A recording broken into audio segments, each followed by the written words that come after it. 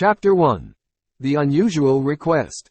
Peter had always been known as a prankster and a joker in his small town.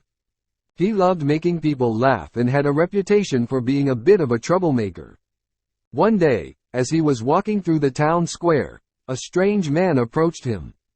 The man was dressed in a sharp suit and carried a briefcase. He introduced himself as Mr. Smith and said he had a proposition for Peter. Mr. Smith explained that he was a wealthy businessman from the city and was in need of a rare plant that grew only in the Amazon rainforest. He had heard about Peter's adventurous spirit and his reputation for being able to handle himself in dangerous situations, and he wanted to hire him to retrieve the plant. Peter was skeptical at first. He had never been to the Amazon rainforest, and the idea of traveling there alone was daunting. But the promise of a ridiculous amount of money in exchange for the plant was too tempting to pass up. After much deliberation, Peter agreed to take on the job. He figured it would be an adventure of a lifetime and a chance to prove his bravery to his small town. Mr. Smith handed Peter a map and some supplies, wished him luck, and told him to be back in 3 months' time with the rare plant in hand. And with that, Peter set off on his journey to the Amazon rainforest. Chapter 2. The Jungle Journey. Peter's journey to the Amazon rainforest was long and treacherous. He traveled by plane, boat, and on foot, braving harsh terrain and wild animals along the way. As he journeyed deeper into the rainforest, Peter encountered all sorts of challenges. He had to navigate through thick, overgrown foliage, trek through muddy swamps, and climb steep cliffs. The humidity was suffocating, and the mosquitoes were relentless. One night, as he was setting up camp, Peter heard rustling in the bushes nearby. He cautiously approached, but before he could react, a group of monkeys jumped out and snatched his map from his hands. Peter was at a loss. He had relied on that map to get him to the secret garden where the rare plant grew. But he didn't give up. He used his ingenuity to find his way through the jungle, using landmarks and the stars to guide him. Days turned into weeks, and Peter felt himself growing weary. He had run out of food and was surviving on whatever he could find in the jungle. One day, he stumbled upon a group of ants who had made a feast of his last ration. He sighed and decided to press on, determined to complete his mission. Finally, after weeks of traveling, Peter spotted a clearing in the distance. He felt a surge of excitement and ran towards it, only to find a group of tribespeople blocking his way. Peter was nervous, but he approached them with a smile and tried to communicate with them using hand gestures and broken Spanish.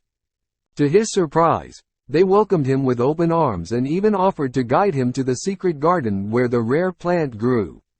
With the tribe's help, Peter was able to find the secret garden, but to his dismay, he found it guarded by a giant gorilla. Peter knew he had to come up with a plan to get past the gorilla and retrieve the plant, but he had no idea how.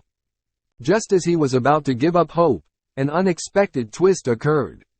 A group of Amazonian women appeared out of nowhere and challenged the gorilla to a dance-off. Peter couldn't believe his eyes as he watched the gorilla bust out some serious dance moves. But the women were equally impressive, and in the end, the gorilla was so exhausted that it collapsed on the ground. Peter seized the opportunity and quickly grabbed the rare plant before the gorilla could recover. He thanked the Amazonian women and made his way back to camp, feeling proud and accomplished. Chapter 3. The Return. With the rare plant in hand, Peter began his journey back to civilization. But he soon realized that his journey back would be even more challenging than his journey to the Amazon rainforest. The heavy plant made it difficult for him to move quickly, and he found himself getting lost in the jungle more than once.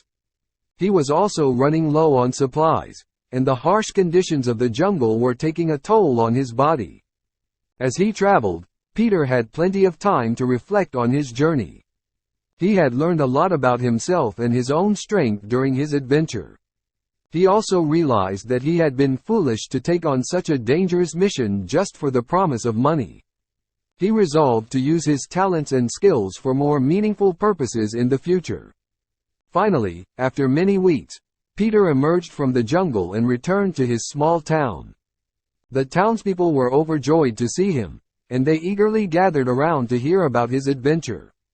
Peter regaled them with stories of his journey, including the dance-off with the gorilla and the unexpected help of the Amazonian women. The townspeople laughed and cheered at his tales, and Peter felt proud of what he had accomplished. But as he was preparing to hand over the rare plant to Mr. Smith, Peter had a change of heart. He realized that the plant was too valuable to be in the hands of someone who only cared about money. Instead, he decided to donate the plant to a local research center where it could be studied and used for the benefit of others. Mr. Smith was disappointed, but Peter felt satisfied knowing that he had done the right thing. He also realized that his adventure had taught him an important lesson from the Bible, that it's important to use our talents and skills for the greater good, and not just for personal gain.